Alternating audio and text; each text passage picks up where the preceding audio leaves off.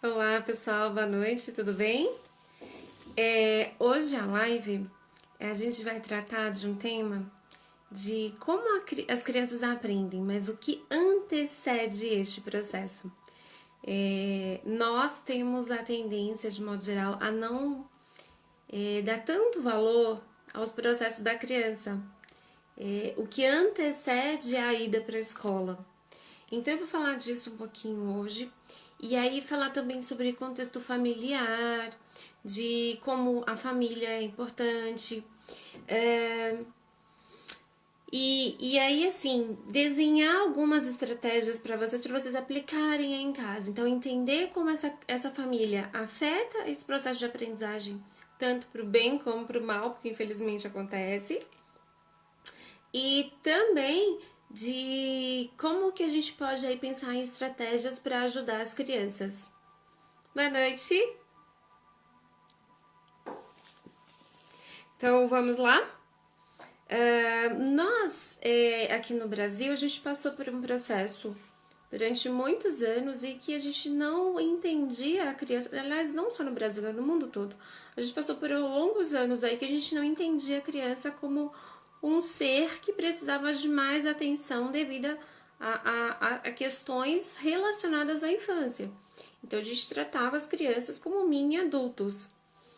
E aí, por não entender e valorizar esse período da experiência humana, a gente teve aí, ao longo do processo, muitas pessoas com muitos problemas emocionais, psicológicos, e hoje em dia a gente até fala, mas antigamente não tinha isso. Não é que antigamente não tinha isso, as pessoas não sabiam nem nomear os sentimentos, não sabiam nem como lidar com a situação, as pessoas simplesmente reproduziam. E a gente ainda vive nesse processo de boa parte reproduzir as coisas que a gente fazia antes. Então, pensando nisso, eu estava pesquisando conteúdos para poder falar para vocês no sentido de que assim, de que por que a gente precisa pensar a aprendizagem da criança também na perspectiva da família e valorizar esse processo. Então, assim, eu encontrei algumas pesquisas que apontavam para o seguinte: isso é óbvio e todo mundo já sabe, que lares em que as crianças sofrem violência doméstica, lares em que a criança é negligenciada, lares em que as crianças sofrem qualquer tipo de abuso, fatalmente essa criança vai ter maior dificuldade na vida. Então, ela vai ter maior dificuldade de aprendizagem, mais dificuldade também de lidar com as próprias emoções, com as próprias experiências. E aí, consequentemente, os resultados aparecem do lado negativo. E aí a gente tem que pensar também naqueles pais que, digamos, super protegem os filhos. E eles também não geram aprendizado, porque aí a gente negligencia o outro lado. Então, são crianças que não aprendem a lidar com o emocional, a lidar com o não. Então, às vezes, a mãe vai lá na escola, às vezes, brigar com a professora, porque a professora falou um não pra criança, falou não vai ser assim, e a criança vai reclamar pra mãe, a mãe vai lá e briga na escola. Então, assim, a gente precisa sempre pensar em que habilidades a gente quer desenvolver nessa criança. E aí, pensando nisso, a gente sempre pensa em habilidades para o cognitivo. Quando, na verdade, a gente precisa desenvolver habilidades emocionais, habilidade motora e habilidades sociais. Tanto que a documentação pedagógica agora, a BNCC, ela trata disso, que a escola precisa trabalhar esses aspectos. Porém, ou melhor, a BNCC fala que a gente precisa trabalhar habilidades socioemocionais. Porém, nós, enquanto família, precisamos também aprimorar isso com as crianças. Então, assim, pensando nisso, o que a gente pode fazer, né? E entender isso. Então, assim, a gente, de modo geral, o que acontece? A gente é avaliado sempre pela escola. Então, assim, a gente é ensinado a avaliar, melhor, a gente é ensinado que seremos avaliados e temos que nos preparar para isso. Porém, como não tem uma avaliação dos aspectos emocionais, psicológicos, sociais, a gente simplesmente negligencia essa parte. Então, uma criança, ou uma criança que é super protegida, ou uma criança que é extremamente negligenciada, ela vai ficar com déficit nessas áreas e essas áreas, em algum momento, ela vai refletir na aprendizagem.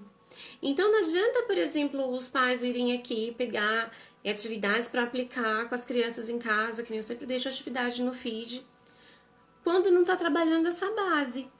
Então, assim, não adianta você trabalhar o motor, não adianta você trabalhar o cognitivo se o emocional, o social não está preservado. Então, assim, as pesquisas apontam, inclusive, para famílias que são muito desestruturadas, as crianças, ao longo da vida, o que acontece? Os adolescentes saem das escolas, os adultos desenvolvem doenças como problemas de coração, problemas de diabetes. E aí, assim, né, ainda falam assim, mas hoje em dia agora é moda ter tudo quanto é transtorno, coloca nome pra tudo. E não necessariamente coloca nome pra tudo, é que antes a gente não sabia nomear. E aí, consequentemente, a gente não sabia mensurar as consequências desses impactos relacionados à família. Então, assim, de modo geral, a pesquisa aponta para um ponto que é importante a gente valorizar, que é relacionado à teoria do apego. E a teoria basicamente é assim, vou bem resumir mesmo.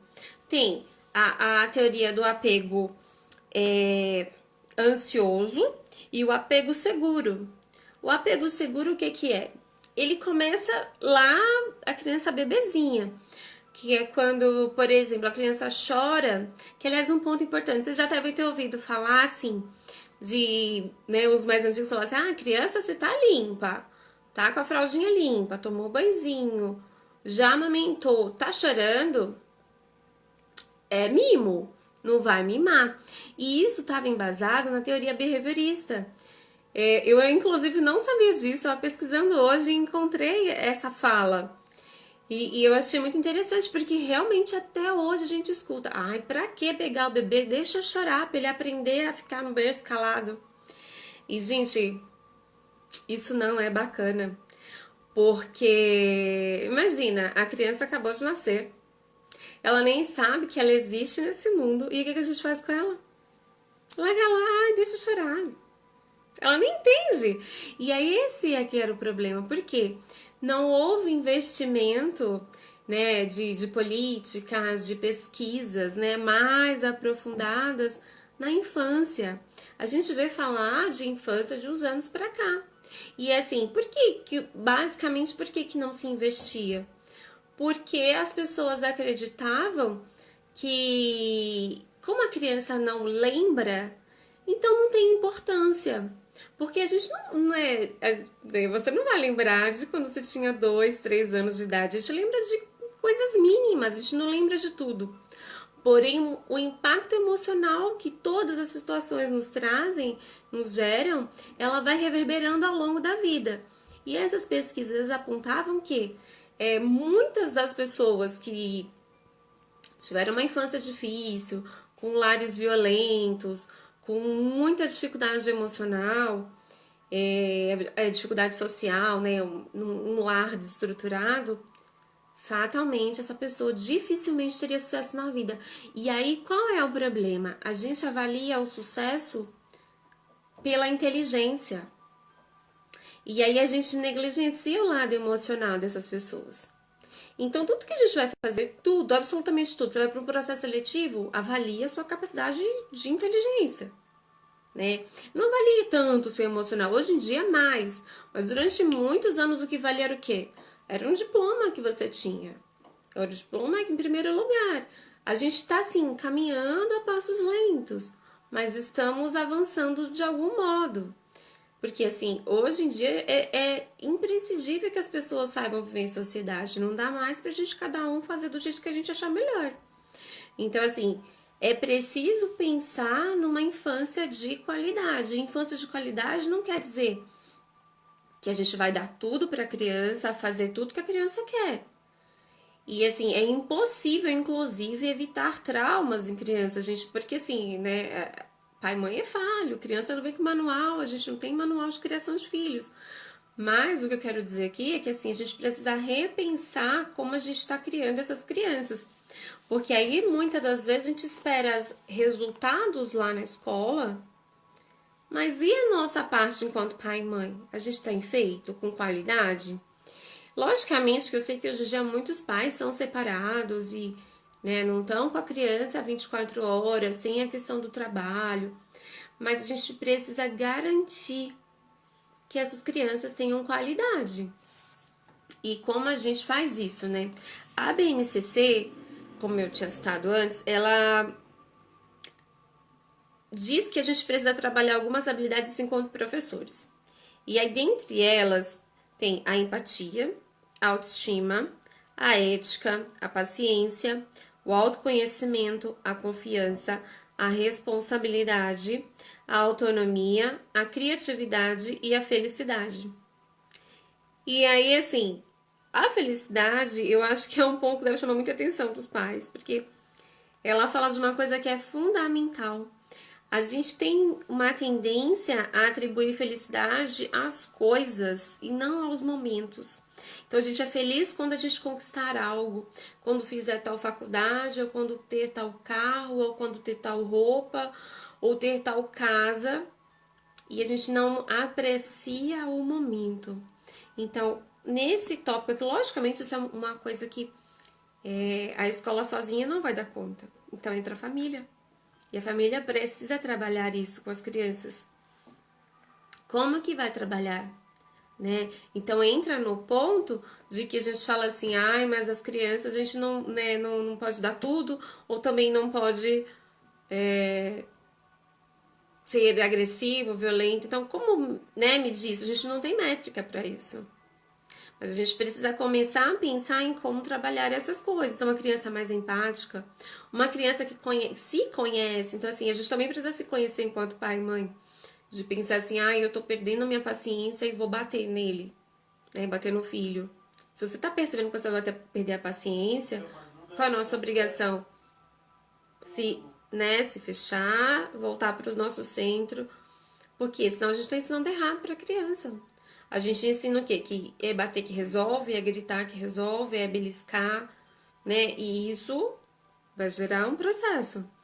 Tanto que, assim, uma das coisas que é muito complicada da gente conseguir nos atendimentos é que os pais vão.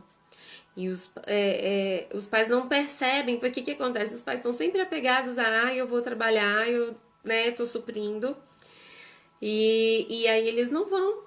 A gente chama eles não vêm porque os pais não sabem a importância que tem o papel deles na estruturação dessa criança. E aí, uma das pesquisas apontava uma coisa muito interessante. Mesmo em lares desestruturados, quando uma mãe, principalmente a mãe, o pai também, ele tem um efeito, mas quando a mãe, apesar da situação, ela se mantém firme e consegue dar afeto para essa criança, isso faz toda a diferença no processo, porque ela tem para onde voltar, ela se sente segura de alguma forma e sabe que pode contar com essa mãe emocionalmente. Então, assim, é bem importante que a gente entenda os processos das crianças. Entenda que a gente não tem que trabalhar só o cognitivo. Precisamos trabalhar o emocional, precisamos trabalhar o motor, precisamos trabalhar o social e pensar nessas qualidades, dessas habilidades e trabalhar isso com qualidade. E às vezes, assim, os pais falam, mas como eu faço isso? Eu falo, gente, não tem muito o que fazer, assim, pensando de comprar coisas, estruturar coisas. É no dia a dia que a gente constrói isso. E hoje, tanto que essas pesquisas, elas demoraram em média de 20 anos para elas concluírem alguma coisa. E então, assim, Os pesquisadores passaram 20 anos analisando crianças. Então, eles não têm métrica para questões emocionais. Não existe métrica, né? Lá, você tem que fazer isso, isso, aquilo para dar X, Y resultado. Não existe. Porém, a gente sabe, inclusive, eu decidi fazer esse Instagram justamente para isso, porque eu sinto assim que no consultório apresenta muitas questões, por exemplo, ainda tem família que fala assim, mas ele é burro, ele não consegue aprender. Gente, a gente tá em 2020, não dá mais para falar que a criança é só burra.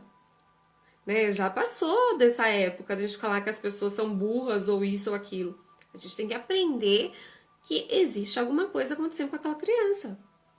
E não é simplesmente porque ela não quer aprender, ou porque ela é preguiçosa, ou porque isso, aquilo. Tem uma questão. E a gente precisa trabalhar isso.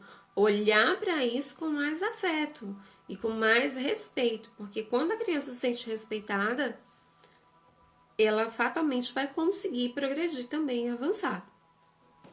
Então, assim, pensando em tudo isso, como que a gente pode começar a, digamos, delinear algumas estratégias aí para poder, digamos, valorizar e estimular essas questões, essas habilidades que já foram citadas, né? Que são as habilidades emocional e social. Porque o cognitivo e o motor a gente acaba fazendo muito na escola, né? Então, pensar aí no socioemocional. Então, assim, uma das coisas que a gente também faz muito, que eu acho que é um erro dos pais, quando a criança começa a perguntar. A gente tem que pensar o seguinte, gente, a criança não sabe nada do mundo, não sabe nada da vida. O que a gente faz com as crianças? A criança começa a perguntar. Mãe, por que o céu é azul? Pai, por que, né? Tem nuvem. O que a gente faz? E menino, tô ocupado. Não vou falar com você agora. A gente faz isso. Depois a gente vê. Valorizar os questionamentos das crianças. Porque imagina vocês. A criança tá perguntando, ela tem uma dúvida. A gente vai simplesmente ignorar essa dúvida da criança, não vai valorizar, não vai instigar a pesquisar, não vai instigar a entender por que essas coisas estão surgindo de dúvida na criança. Então, assim, a gente tem que parar de achar que o aprendizado só ocorre na escola. O aprendizado está o tempo todo enquanto a criança tem experiências. Então, assim, qual é o papel fundamental da família nesse processo? Valorizar isso, incentivar, estimular. Na outra live eu falei de leitura. São pouquíssimos os pais que estimulam a leitura, a gente pode contar no dedo os pais que compram presentes. Aliás, uma coisa importante, voltando lá no ponto de avaliação. O que a gente faz com a criança? A gente nem valoriza o aprendizado. O que a gente faz? Muitos pais fazem o seguinte com os filhos. Se você passar de ano, se você tirar notas boas, no final do ano você vai ganhar videogame X, vai ganhar não sei o que, algo que a criança queira muito. Gente, não é moeda de troca. A gente tem que ensinar para os filhos que aprendizado é para a vida inteira e é para ele. Que aquilo é importante, que não é... o aprendizado dele não é para mim. E aí a gente volta nesse ponto, porque a gente não respeita e não valoriza esses questionamentos que a criança começa lá pequenininho. É que aí acontece? A gente vai estimulando uma criança que fica competitiva, que negligencia totalmente essa questão emocional, que fica do lado e só vai pela competitividade. Então ele quer ser o melhor, ele quer isso, ele quer aquilo, e aí? A gente não vive mais assim, a gente precisa amadurecer essas questões e rever como a gente trabalha o ensino também. E aí, assim, uma coisa que, dentro desse contexto todo, que a gente precisa pensar, porque aí quando a gente fala de que se você tiver boas notas, passar no final do ano, passar na avaliação, a gente tá fazendo o quê? A gente tá fazendo controle. E a gente quer o quê? A gente quer pessoas que pensam, que refletem, que tem uma posição na sociedade, que vai contribuir, ou a gente quer só uma pessoa que faz no automático? Então, assim, eu acho que a gente precisa repensar tudo isso. E, assim, pra gente abrir mão do controle, a gente também precisa se autoconhecer. Como pai e mãe, a gente precisa aprender e entender que, novamente, a criança aprende o tempo inteiro. A gente tem que construir isso lá de trás. Então não adianta quando chegar lá no período escolar a gente ficar aplicando esse tipo de controle. Se você fizer tal coisa, você vai ganhar isso. Se você se comportar, você vai ganhar aquilo. Não. A gente precisa entender outras formas de ensinar, outras formas de educar, coisa que a gente não tem feito. Eu até fiz uma live no outro Instagram ontem, eu pontuei essa questão. A gente não se prepara para ser pais e automaticamente a gente também não tem métodos para lidar com os filhos. A gente não entende dos processos das crianças e a gente vai fazendo as coisas do jeito que nos ensinaram e fizeram com a gente. E às vezes o que fizeram com a gente nos deixou marcas assim profundas, que muitas das vezes os pais nem buscam uma terapia para ajudar a entender, para poder lidar melhor. E às vezes é o que acontece. O pai e a mãe grita, às vezes o pai e a mãe xinga, e aí a criança apresenta o problema. Aí vai dizer, mas é porque ele não quer, é porque é frescura. E não é. Então tem todo um contexto por detrás para ser olhado.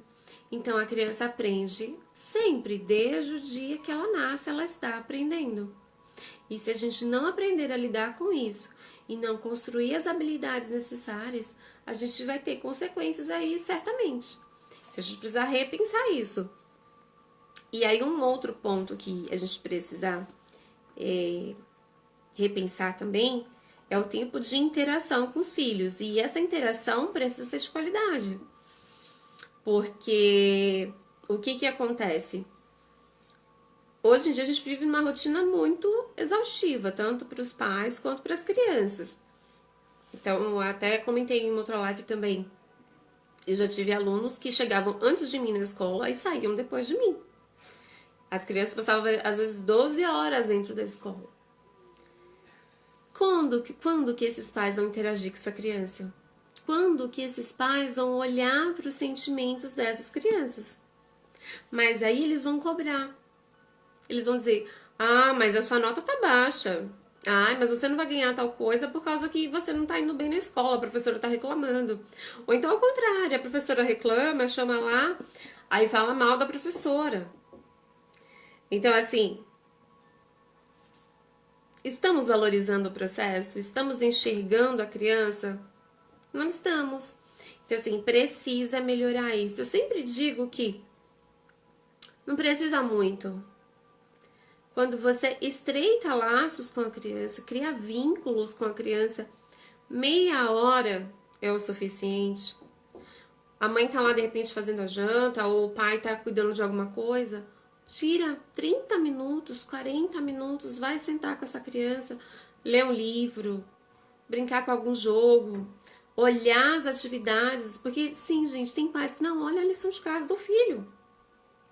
Porque a criança passa 12 horas na escola e deixa para a escola fazer de novo a lição que era para fazer a lição de casa, em casa com a família. Porque a lição de casa, na minha...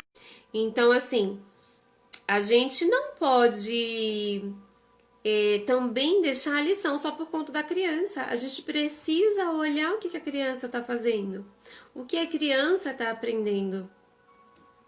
E isso, assim, traz qualidade para o relacionamento da família. Então, eu volto lá no ponto que a pesquisa apontou. Quando, pelo menos, a mãe está atenta a esse processo e ela gera ali uma estrutura que a criança se sente segura, é possível que essa criança avance com mais facilidade. Agora, quando tudo está desestruturado, a criança ou recebe demais ou ela perde demais, fica muito complicado dessa criança se entender nesse processo todo. E aí não adianta atribuir que é culpa de uma ou culpa de outra, a gente precisa construir vínculos com essa criança. Outra coisa também que é importante, e aí entre lá nas habilidades socioemocionais, que é ensinar as crianças a resolver problemas. E ensinar a resolver problemas é também aceitar as consequências do que elas, digamos, plantam, né?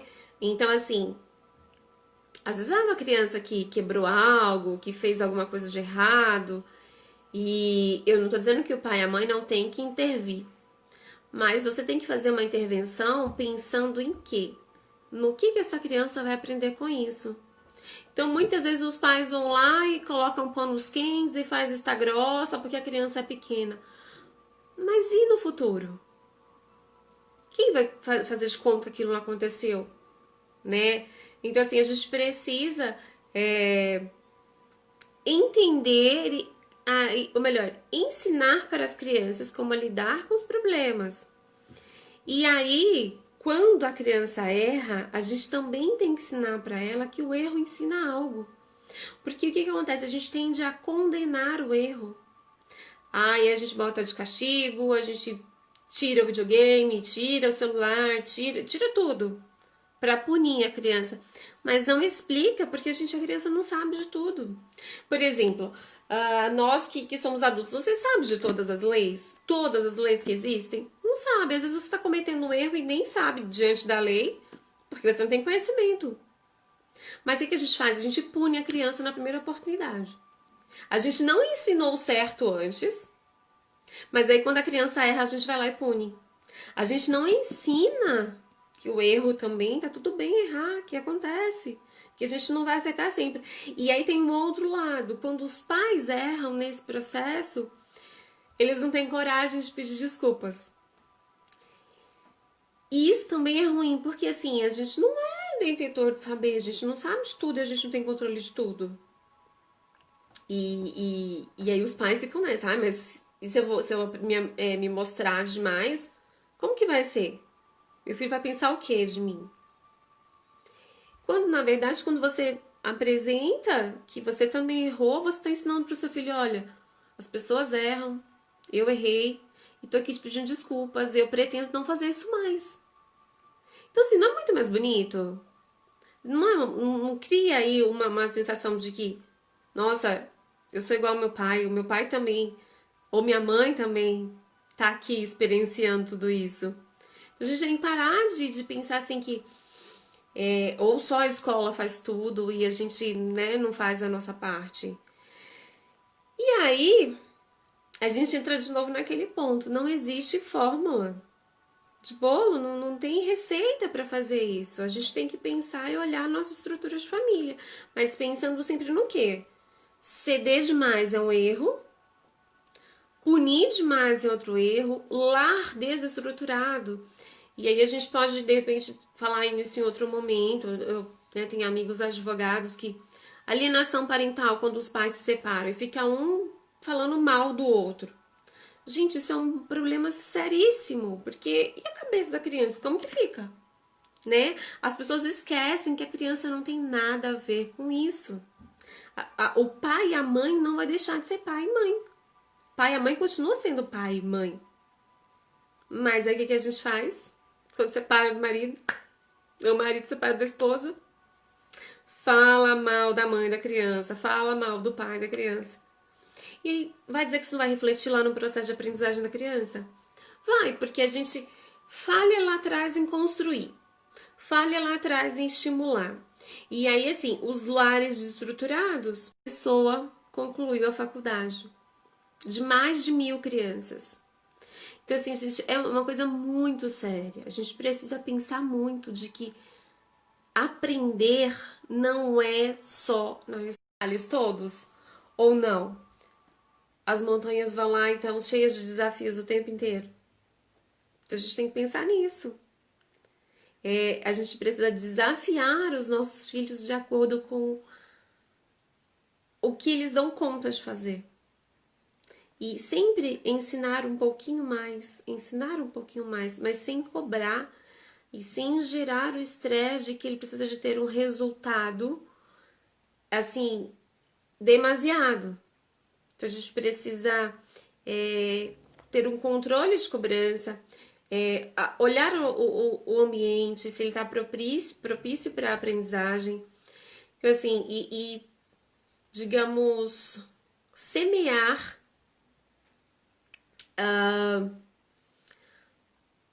situações em que as crianças tenham oportunidade de aprender. Para a gente finalizar, a gente precisa, aí eu já até citei esse ponto também, que a gente precisa evitar a competitividade, né? Porque isso também não é saudável. Então, assim, foi muita coisa. Né? Já tô aí 40 minutos falando. Mas eu espero que esse conteúdo ajude vocês a refletirem de alguma forma de que aprender não é só lá na escola. E que aprender não é só no cognitivo. O cognitivo é importante? Eu deixo um monte de atividades lá no feed para vocês. Pra vocês trabalharem o cognitivo das crianças, até porque eu trabalho muito com os autistas, né? Então, a grande dificuldade deles, além do emocional, é ter acesso à educação de qualidade. Então, assim, eu sempre falo muito para os pais, estimulem os autistas sempre, desde o início. Mas eu acabo focando no cognitivo porque eles têm aí já muitos estímulos nas áreas, né, que já tem defasagem. Então eu foquei na questão educacional porque é uma área que realmente tem uma questão muito séria aí. Mas, de modo geral, eu quis trazer com essa live que vocês reflitam também de que a gente não pode pensar só no cognitivo o tempo inteiro. A gente também precisa rever e preparar essa criança, esse emocional dessa criança, porque é um emocional desestruturado acaba virando um impeditivo, inclusive, para a pessoa alcançar outros níveis na vida. Além de desenvolver doenças físicas, né? Porque às vezes o emocional, a gente vira adulto e a gente, digamos que a gente esconda, né? Mas nem tudo também, porque tem coisas que elas estão lá. Por exemplo, uma pessoa mais agressiva, uma pessoa que grita, uma pessoa que fala palavrão, né? Assim, que ela tem aqueles ímpetos, assim. Além do temperamento, como eu já falei em outras lives, tem essa construção social que a pessoa teve ali de influência, né? Mas a gente não é só isso. Então a gente precisa repensar como a gente trata as crianças, repensar a infância e construir esses processos. E fazer uma aprendizagem com mais qualidade para eles né, pensar em seres humanos aí diferentes para nossa sociedade.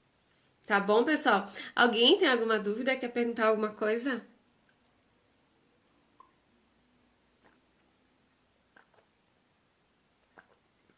Falei bastante hoje, né? Aliás, acho que eu falo sempre bastante, né? Bom, então é isso, pessoal. Eu vou encerrando por aqui. Vou deixar a live no feed. Se vocês. Ah, uma coisa importante. Se vocês quiserem entender mais esses processos de a parte emocional, questões de aprendizagem, aprender a elaborar rotinas de aprendizagem para as crianças. Eu tenho um grupo de pais que agora ele está com as inscrições fechadas, porque eu estou ainda cuidando do grupo, mas eu vou abrir novas vagas em breve. Então, se vocês quiserem entrar, me avisem, manda direct que aí a gente vai construir esse processo lá junto com vocês, comigo ali presente todos os dias. Tá bom? Beijão, pessoal. Obrigada por estarem aqui. Se tiverem alguma dúvida, surgir alguma coisa, alguém que assistir a live depois, pode mandar no direct